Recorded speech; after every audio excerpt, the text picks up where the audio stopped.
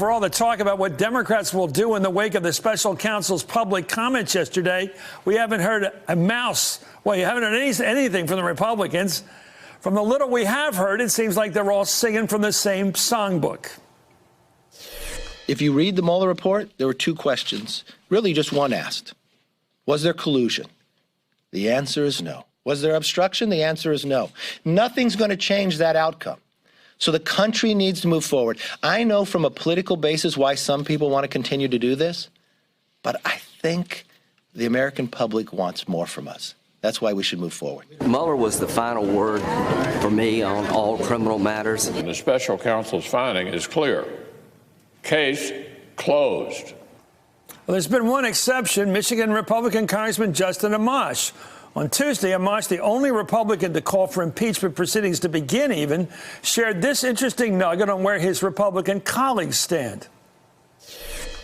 My colleagues tell me all the time. In fact, you wouldn't believe how many phone conversations I had or conversations in person with colleagues.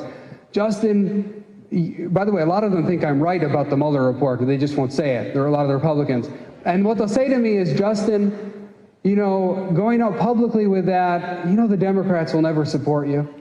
You know that they're hypocrites on this stuff. And I say, you know, some of them are, some of them aren't, but it doesn't matter to me because you have to look at what you're doing first.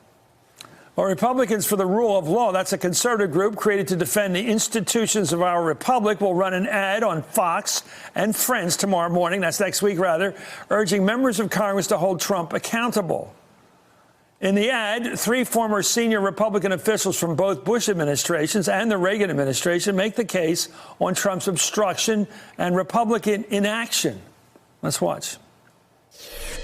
Asking a witness to lie to create a false record is a classic case of obstruction of justice. One of the most disturbing things to me is the conduct of Republicans. They know that there is a damning case in the Mueller report of obstruction of justice by the president, and they are acting like it's not.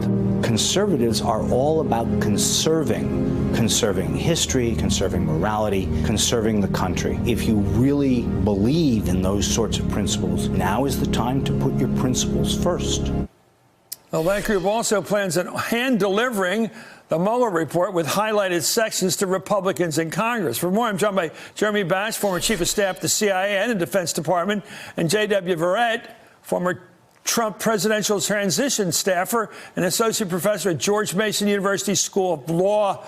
J.W., talk about this. What do you make about the Republicans? Is it about the fact that 9 out of 10 rank-and-file Republican voters are with Trump to the end, dead-enders? That's a big part of it. I think there are some, especially in the House, that just want to ride the president's coattails, and they look like one of the junior officers behind Kim Jong-un at his rallies. I mean, they're really disgusting, these guys. Now, there are some members of the Senate. I frankly think the members of the Senate should stay quiet. Remember, their role is the judge in impeachment. The House's role is the grand jury. Yeah. I think they should all stay quiet either way. And some of them have been good about pushing back at Trump where they think they can make a difference. Rand Paul on immigration issues, Ben Sasse on trade. But some of them, there are a few heroes in the House, but Justin certainly is one. And I predicted it would be Justin, the first voice. What was the signal that he might break from the pack?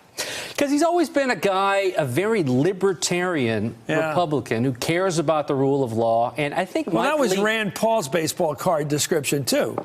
What happened to him? He's become a MAGA boy. Yeah, well, here's the deal. No, I wouldn't say MAGA boy. No, he pushes back on trade, pushes back on immigration, pushes back on Yemen. He's pushed back big on all 3 of those. He should stay silent on impeachment, I think, as a senator. I think, frankly, he feels like he can't get ahead of Nancy Pelosi, who should be the leader on this. It's a lot easier for her to push back rather than Republicans. You know, I love the reference to every time I watch one of those mass hall meetings at North Korean officialdom, and I just figure there's people taking notes. If your smile isn't exactly like the smile on both sides of you, if you yawn, if you ever get caught asleep, you're dead in the next 24 hours, literally. But the Republican Party is being disciplined like that. I've never seen a political party so in step.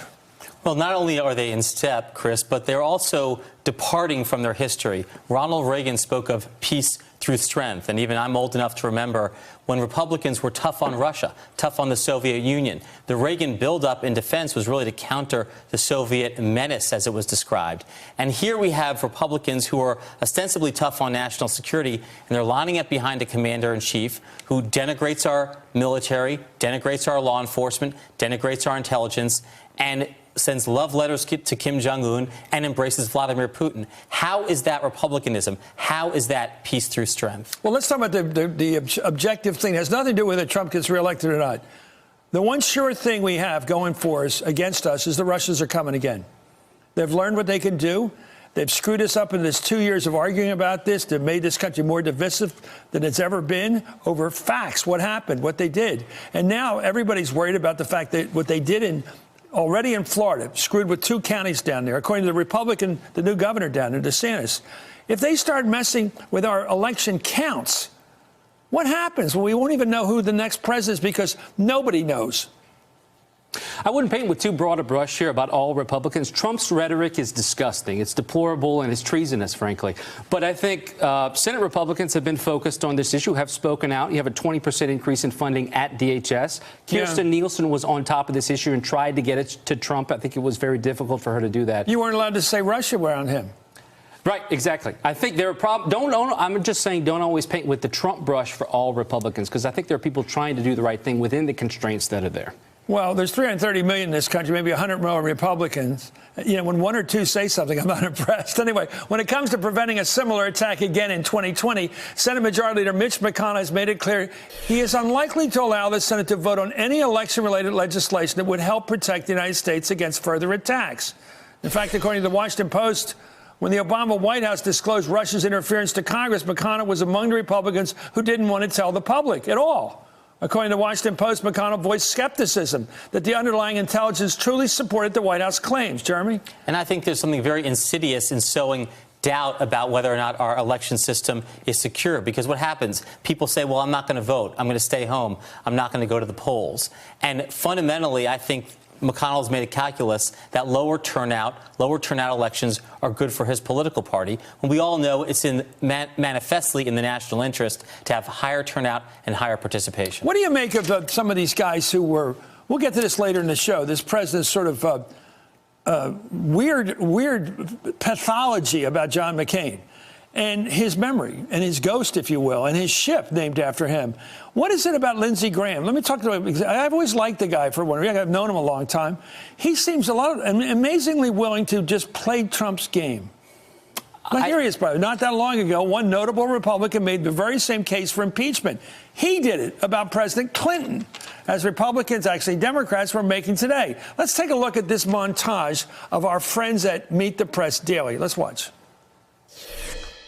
Let it be said that any president who cheats our institutions shall be impeached. He doesn't have to say go lie for me to be a crime. You don't have to say let's obstruct justice for it to be a crime. You judge people on their conduct, not magic phrases. If you determine that he committed the crime of perjury and you determine that he committed the crime of obstruction of justice, based on the precedent of the Senate, I think you'd have a hard time saying under the situation in this case that that's not a high crime. The old line was, what's good for the goose is good for the gander, whatever that means, but apparently not with Lindsey. As a libertarian Republican, I disagreed with John McCain's positions a lot. But how can you not deeply respect his sacrifice and his career? Why is Lindsey so tough on Clinton and not on his guy now?